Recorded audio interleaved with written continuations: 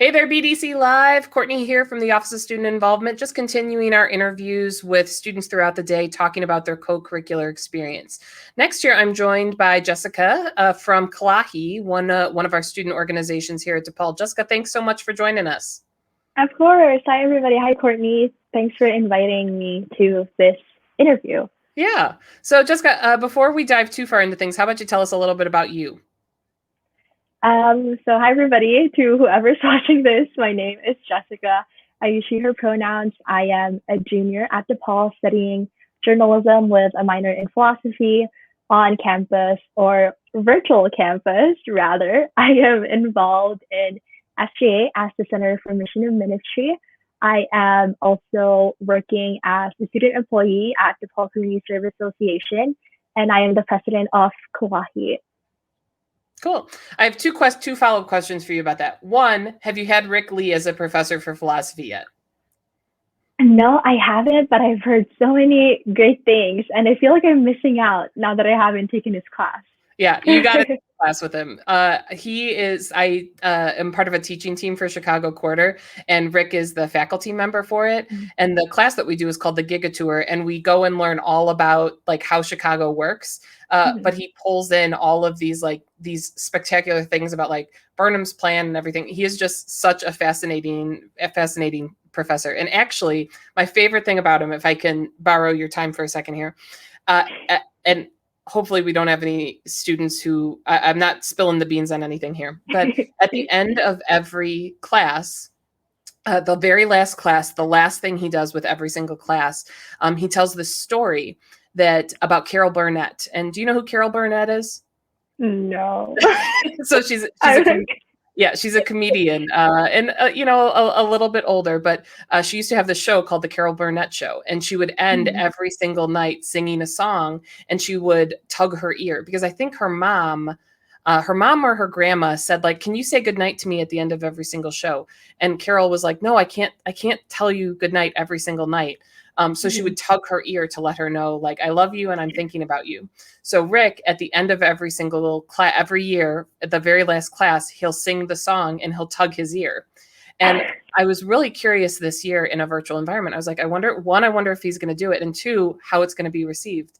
And our class actually went so wonderfully. Students were in tears because I think that they just knew like this professor cared that much about them, and like, it's just this really powerful manifestation. So I highly recommend that you take a class with Rick if you have the opportunity to. Will do. I will take note. Yeah. But now that I've taken some of your time here, let's talk a little bit about Kalahi, right? Like let's talk about the reason that we're here. So how about you tell our viewers a little bit about Kalahi? So Kalahi, I guess to like contextualize what it means first and like translate it, it means of the same lineage, of the same community in Filipino.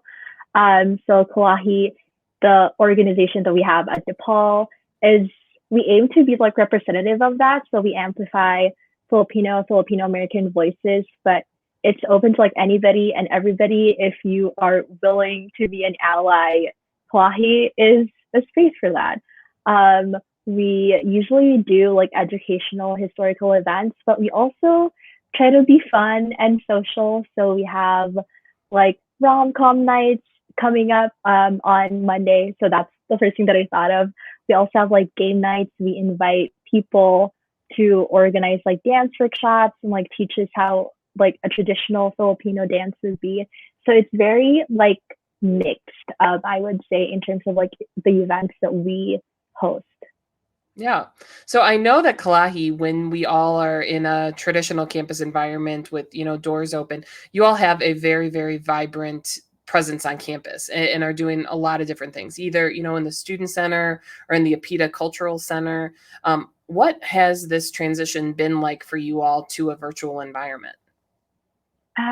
Yes, since Kalahi is a new org, it definitely took us a while. Like we would always just like hop on to like every center, like every room, like available on campus and just like see which we vibe with the most, which space like fits the energy that we have the most. Because sometimes like we have to be mindful. We can't be too loud. We can't be like dancing too much, doing like karaoke too much because it's loud.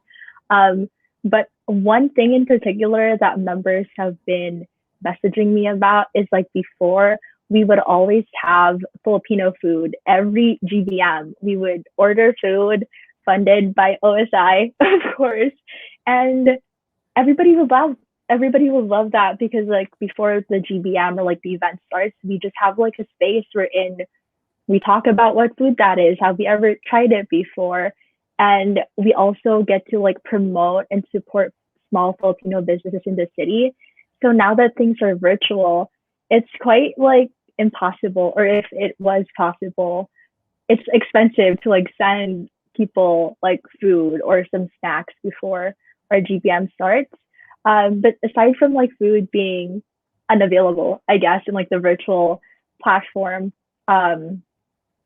I think we're missing out on like the casual chats, like every like first part of like the meetings, because like before on campus, like there would always just be like 10-15 minutes of people chatting without like any awkwardness, and I feel like that's a little harder to replicate. So we're just relying on a bunch of like icebreakers and check-ins just so we can limit the awkwardness. Mm-hmm. Well, and you know, Jessica, I think those two things are really, really related, and it's something that we don't talk about, but like we've talked about it in OSI. Food at a meeting makes a really big difference because it when you know you're both going for the hummus or you're both going Mm-hmm. for the chips or like you're at the drink station, like it gives you that chance to like interact with other people for the first time in like a very non like nobody's worried about anything, right? Like you're Mm-hmm. just there to get the food, right? Like, and Mm-hmm. it's why, you know, for centuries people have gathered around food, and it really is, it's a difference maker. Like if you have the opportunity to have that as your first interaction versus like now in a Zoom meeting, like people sometimes I notice like students are nervous sometimes, like to figure out what that first interaction is going to be versus like, Mm-hmm. you know, that casual chatter that even that you're talking about here that just naturally Mm-hmm. comes. I know that's something that a lot of our student organization community is really missing. Mm-hmm. Yeah, definitely. Food is, it binds everybody Mm-hmm. together. Yeah, it's the easiest way. As I used to have a boss who would talk about students tearing up their cool card, Mm-hmm. and she would always say, "Food is the easiest way to get students to tear up their cool card because everybody wants a snack, right? Everybody wants to join in with that too." Right, Um, especially when it's free. yeah, yeah, yeah. So I know Kalahi, I know, well, you and your executive team have been doing a ton of work for those GBM, those general body meetings, to have some successes and to have some opportunities for community building. I'm just curious if you have any stories to share with our viewers about things that have been going well, or you know, some of those little wins that perhaps you all have had in this virtual environment. I would say like the little wins that we've had in this virtual environment is particularly having people who haven't joined us like in-person events and in-person meetings, because usually we only meet at like 4:30 to like 5:30 or like 6 if we expand bi-weekly. I think we tried doing it weekly for a quarter, but then it was just like a lot of work on our end. So we moved to bi-weekly programming. And then there would always be people who won't be able to like make that hour long um, meeting.